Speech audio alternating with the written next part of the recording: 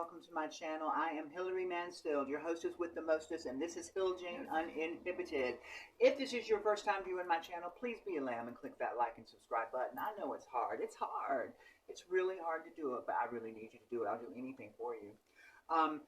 If this is your first time viewing the channel, my dream is to be the first talk show host who happens to be transgendered, and you liking and subscribing helps me with sponsors, helps me get up there. I'm a smaller channel, but we're growing. And to those of you that know me, know my channel, know me, you may not have known this. I've hinted at it, but I haven't really come out and said it. But I've been in rehab for the past 30 days. And one of the great things about rehab are the people you meet, the friendships you make, and hopefully they carry on for a lifetime. And I have been so honored to be in Hagerstown, Maryland. Next week I move to Westminster to start the next chapter of my life, which I'm real excited about. But right now I'm still in Hagerstown, and I'm with this amazing, young, gorgeous lesbian woman. And her name is Cheryl, and she has quite a story to tell us. And before we start, I just want everyone to know this is not an LGBTQ channel. We are LGBTQ friendly. This is for everyone. It doesn't matter who or what you are. I don't care if you are in love with your chihuahua. Welcome, welcome. I will stand next to you. I need the view. Please join me. You can be a Republican. You can be a Donald Trump supporter. Which, you know, you can be a Joe Biden supporter. You can be a dementia supporter, because if you like Joe Biden, you must like dementia. Anyway, welcome to my channel, and I'm with Cheryl, who has quite a story, and we have been going through this journey together. And Cheryl, you identify as a lesbian. Yes, I do. How long have you been out? How long have you... Before we were so rudely interrupted by my camera, which went off in the middle of us, tell me how long you've been into the ladies. Since I've been way little, like, before I could even think about sex, I'd make out with little, they would want to kiss me on the playground. Okay. Behind the church. There you go. And your family was supportive? They understood? They weren't supportive? Yeah. Used to call me Dicky Dyke. Okay. Okay. Well, that's not cool. That's not very cool. I know you had some trouble. You mentioned briefly about your running with the law. First of all, we're in rehab. What is your addiction? What are you addicted to? Besides the ladies, obviously. I don't like them. I do this. Take them off. Yeah. Your addictions? Opiates. Percocet, yeah. I'm an amphetamine girl, so you were into the opiates. Okay. And you had some run-ins with the law, which we touched on in our other video that got erased. Can you briefly tell me a little bit about the run-ins with the law? Yes. So 2019, I ended up rear-ending a government car, slammed on the brakes. That was pre-planned by my family so that I would lose my apartment and move in with them.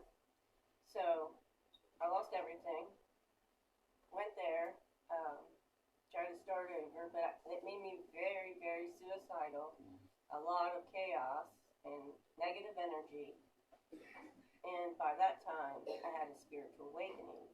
Where you are into... And listen, there's nothing wrong with this. If this isn't your thing, that's cool. We all have our things. I like Buddhism personally. Some of the sweetest, kindest people I've ever met in my life have been Satanists. You, however, have been into... Just God. Just God. God and the universe. Okay. And I know God lives within me, so... That's good. You know, God made us the way we are. God made us the way we are. And you moved in with your sister. Yes. And how did that go? Well, the spiritual awakening first, and then I found out all this stuff that blew my mind. So, the accident, $13,600, was stolen from the vehicle that I rear-ended the government car with. I then got arrested because I didn't show up for a court date for some traffic ticket. And universally, LGBTQ members are not treated well by police, by the authorities. I myself have had run-ins with them. I've dated a lot of drug dealers, and so they come to the tranny, and yes, I say tranny, they come to the tranny to, you know, get me and make fun of me and put me through hell. It's been there. It's not something that is pleasant, and there needs to be more advocates who speak out for us, and there aren't. Yes, absolutely. And you moved in with your sister, right? Yes. And some mischievous things went on. Yes. First, they were doing witchcraft for June 15th, 2021, the fire. I was supposed to die in it, unfortunately, but here I am. Walked out of a burning building, burning trailer. Just like Angela Bassett in Waiting to Exhale. Yeah, just like that. You look so much like her now. Really. So obviously your family was doing some things to behind your back. What were they? They took life insurance policies out in my name, and the feds, they can do what they want, they Yes, they think. can. My sister's husband, Eric, really messed up on his taxes and a whole bunch of other things that were revealed that would put him in prison for the rest of his life. So, from 2019 to 2021, it was really, really, really, really crazy. Are you still dealing with it now, with the law, with the authorities? Well, I got arrested for arson, got charged with malicious burning. Which you didn't do. Exactly.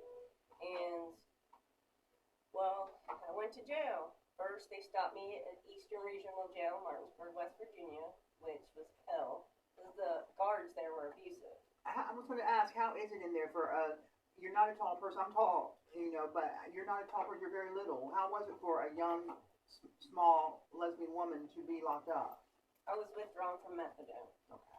Detoxing. A lot of pain. A lot of pain. Was held in a holding cell for 9 days without a shower. No medical assistance? No. And if you've ever, for those of you that aren't familiar with opiates, when you're coming down off of opiates, it's different than amphetamines. Amphetamines, we just stay up for 7 weeks. It's different with opiates. You have this horrible pain in your stomach. Well, how do you know, Hillary? Because I've dated a lot of opiate users. I know how it is. I've seen it in action, and they just have this miserable pain where I think whenever you hear a heroin, I used to live with a heroin addict, and I need more. I'm in pain. I'm in pain. I'm in pain. The pain is just you can't deal with it. And you only take it to really Make it go cover away. up all the You're stuff addicted to it because it stops the pain. and your memories. Yeah. That's why we all do it. Now, what's going on? What's going to happen with your court cases? I went to court. Okay. I have a felon. I'm a felon now. So, 3 years supervised probation. No, yeah, 5 years supervised probation. Sorry. No, sorry. It's 3. You're on probation. I got 5 years backup time, is what I meant to say. If I violate my probation, I will go to prison. Death probably. So is that the main reason you came to rehab? Main reason was because my family had been putting things in my food, poison, things like that, made me really sick, vomiting every day, tired, weak. They were energy vampires. Your family? And this is your blood family. But they say blood isn't always family. I'm so sorry that you've had to go through that. And it sounds like it's a struggle, but you're persevering, and that's important. And I'm very, very happy. I'm very happy to have you on the show. But this is uninhibited, and so I have to ask you, how's your sex life? How's my sex How's life? your sex life? Girl, I don't have one. You don't have one? No. Me neither. I had a girl All right. from December till July 3rd. Then, I knew it was time to cut it off. She was Have you been in love? Have you been in love before? Yeah. I have to say, and hopefully we don't run out of time. I have to say, I'm a female who happens to be transgendered. I don't call myself a trans female. I call myself a female. But yes, I happen to be transgendered.